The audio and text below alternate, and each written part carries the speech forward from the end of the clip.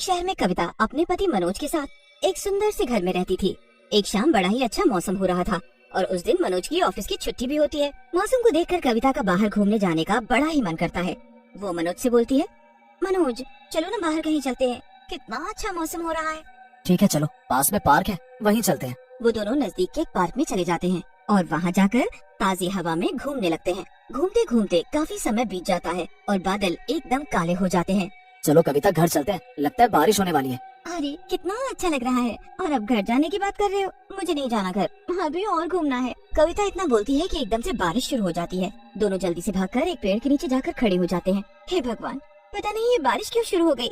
छत पर रखे मेरे कपड़े भी भीग जाएंगे अब। वो दोनों पार्क से निकल पड़ते हैं और अपने घर की ओर जाते हैं। रास्ते में उनको नीचे एक सुंदर छाता पड़ा हुआ दिखाई देता है। अरे वो देखो छाता, मुझे लगता है कोई अपना छाता यहीं भूल गया है। चलो ना इस छाते को जल्दी उठाओ। नहीं नहीं, हमें ऐसी पड़ी हुई चीजों को कभी नहीं लेना चाहिए।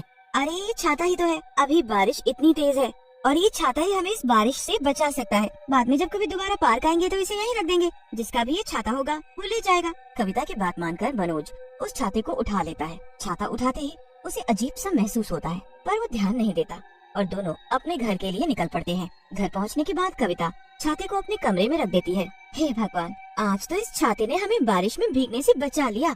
हाँ सच में, तुमने बिल्कुल सही कहा कविता। अच्छा, क्या तुम मेरे लिए एक कप चाय बना दोगी? हाँ क्यों नहीं, अभी बनाती हूँ, और उसके साथ गर्मा गर्म पकौड़े भी।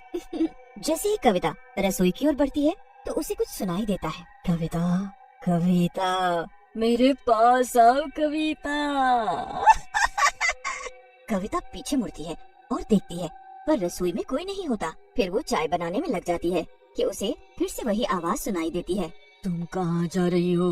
यहाँ आओ ना मेरे पास। आओ कविता, मेरे पास आओ, मेरे पास आओ। आवाज सुनकर कविता बहुत डर जाती है और पीछे की ओर हटने लगती है। तभी उसे अपने कंधे पर किसी का हाथ महसूस होता है। कौन है मेरे पीछे? कविता ये मैं हूँ। तुम्हें क्या हुआ? तुम इतना डरी क्यों हुई हो? ओह मनोज, ये तुम हो। मुझे लगा कि कोई और है। हमारे अलावा यहाँ और कौन मौजूद हो सकता है? मुझे लगता है तुम बहुत थक गई हो। मुझे बार बार एक आवाज सुनाई दे रही थी, जैसे मेरा नाम लेकर कोई मुझे पुकार रहा हो, और पता है वो आवाज मेरे कमरे से आ रही थी। ऐसा कुछ भी नहीं है कविता, तुम बस आराम करो और मैं चाय अपने हिसाब से बना लूंगा। मनोज कविता की बातों पर ज्यादा ध्यान नहीं देता है और अपने लिए चाय बनाने के लिए रसोई में चला जाता है। कविता अपने कमरे में जाकर लेट जाती है कि तभी उसे फिर से वही आवाज आती है। कविता डर कर बैठ जाती है, ध्यान से आवाज सुनने की कोशिश करती है। आवाज कहीं और से नहीं बल्कि उस छाते से आ रही होती है और वो छाता अपने आप हिल रहा होता है। कविता डर कर कमरे से भागती है। छाता एकदम नीचे गिर पड़ता है और अपने आप खुल जाता है। छाता खुलते ही उसमें से एक चुड़ैल बाहर आती है। कहाँ गई ये औरत? इसे मैं जिंदा नहीं छोड़ूंगी, और फिर इसके मरने के बाद ही तो इसका पति मेरा हो पाएगा। जब उसने मुझे सड़क से उठाया, मुझे तो तभी उससे प्यार हो गया था। अब चाहे कुछ भी हो जाए, मैं इसकी बीवी की जान लेकर रहूंगी और हमेशा इसके पति के साथ रहूंगी। उसके बाद चुड़ैल छाता उठाती है और घर के बाहर बारिश में घूमने लगती है। दूसरी ओर रसोई में कविता अपने पति को सारी बात बता रही होती है, पर मनोज को अभी भी उसकी बात पर यकीन नहीं होता। कविता, अब आप ये सब भूल जाओ और आराम करो। कविता मनोज की बात मानकर फिर से अपने कमरे में जाती है और देखती है कि छाता अपनी जगह पर नहीं है। जैसे ही वो उस छाते को ढूंढने लगती है तो उसकी नजर खिड़की के बाहर जाती है। बाहर बहुत तेज बारिश हो रही होती है और एक भयानक शक्ल की चुड़ैल उसी छाते को लेकर बारिश में घूम रही होती है। कविता तो उस चुड़ैल को देखकर एकदम बर्फ की तरह वहीं जम जाती है। उसके मुंह से चिल्लाने की भी आवाज नहीं निकलती। वो तो बस टकटकी लगाए बाहर देखती रहती है और एकदम वो चुड़ैल सामने से गायब हो जाती है। कविता को होश आता है कि तभी चुड़ैल उसके पीछे खड़ी होकर उसके कंधे पर अपना हाथ रख देती है। मनोज, मनोज ये तुम ही हो ना? मुझे पता है कि ये तुम ही हो मनोज, प्लीज ऐसे मजाक मत करो। पता है मैंने अभी सामने एक चुड़ैल को उस छाते के साथ बाहर देखा। कविता, कविता। आवाज सुनकर कविता सहम जाती है। जैसे ही वो पीछे मुड़ती है तो वो चुड़ैल को देखकर कांप उठती है। वो वहाँ से भागने की कोशिश करती है, लेकिन चुड़ैल अपने छाते की मदद से कविता को अपनी तरफ खींच लेती है। कविता चुड़ैल की ओर खींचती चली आती है।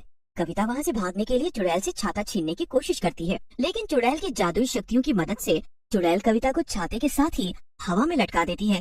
मुझे छोड़ दो, मैंने तुम्हारे साथ कुछ भी गलत नहीं किया है, फिर तुम मुझसे क्या चाहती हो? मैं तुम्हारे पति से प्यार करती हूँ, वो मुझे बहुत पसंद है, इसीलिए मैं तुम्हें मार डालूंगी और तुम्हारा शरीर लेकर पूरी जिंदगी मनोज के साथ ही बिताऊंगी। नहीं नहीं, ऐसा मत करना, मुझे और मेरे पति को छोड़ दो, ऐसा मत करो। कविता बार बार जादुई छतरी से छूटने की कोशिश करती है, पर बार बार नाकामयाब हो जाती है और फिर वो मदद के लिए अपने पति मनोज को बुलाती है। कविता की बात सुनकर मनोज रसोई से भागता हुआ कमरे में आता है। वो चुड़ैल को देखकर सहम जाता है और फिर जब वो अपनी बीवी कविता को छाते के साथ हवा में लटका देखता है तो जोर जोर से चिल्लाने लगता है। कविता, कविता, मनोज, मनोज मुझे बचा लो मनोज। ये चुड़ैल मुझे मारना चाहती है ताकि मेरे शरीर में आकर ये तुम्हारे साथ बीवी बनकर रह सके। मैं ऐसा बिल्कुल भी नहीं होने दूंगा। छोड़ दो मेरी बीवी को। मनोज अपनी पत्नी को बचाने के लिए उसे धक्का देता है। चुड़ैल गुस्से से एकदम लाल आंखें कर लेती है। तुम कविता को छोड़ दो वरना मैं तेरे लिए ये सब कर रही हूँ और तू मुझे ही धक्का दे रहा है। सुन मेरी बात कान खोलकर, मैं तुझसे प्यार करती हूँ। जब तक ये जिंदा है हम एक साथ नहीं रह सकते। तुझे हासिल करने के लिए मैं इसकी तो क्या सबकी जान ले सकती हूँ। मैं और एक चुड़ैल के साथ रहूंगा? कभी नहीं। इससे अच्छा तो मैं खुद मर जाऊंगा। इसलिए अच्छा होगा तू मेरी बीवी और मुझको छोड़कर अभी की अभी निकल जा। ऐसा तो कभी नहीं हो सकता। मैं तुझे अपना बना कर ही रहूंगी। खबरदार जिस लड़की का नाम दोबारा लिया। मनोज कविता को बचाने के लिए चुड़ैल से लड़ जाता है, पर वो चुड़ैल का कुछ नहीं बिगाड़ पाता। उसके बाद वो सोचता है कि क्यों ना कविता को बचाया जाए। फिर वो कविता को बचाने की कोशिश करता है, लेकिन उसकी सभी कोशिश नाकामयाब ही रहती है और वो कविता को नहीं पकड़ पाता। ये सब देखकर चुड़ैल और भी ज्यादा गुस्सा में आ जाती है। तुम इस बेवकूफ लड़की के लिए इतने पागल क्यों हो रहे हो? देखो मनोज, बहुत हो गया। अब मुझे लगता है तुम्हें सबक सिखाना ही होगा। चुड़ैल अपनी जादुई शक्तियों की मदद से मनोज को दीवार पर पटक देती है, जिससे उसे बहुत चोट लगती है। मनोज फर्श से उठने की कोशिश करता है, लेकिन उसका सर घूमने लगता है और वो खड़ा ही नहीं हो पाता। देखो मनोज, प्लीज मुझे माफ कर दो।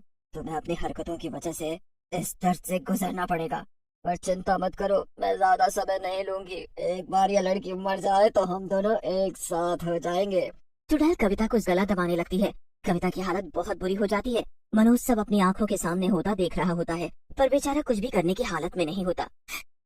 बचाओ मुझे, बचाओ मनोज, अगर मैं मर गई तो तुम कभी इस चुड़ैल के साथ मत रहना।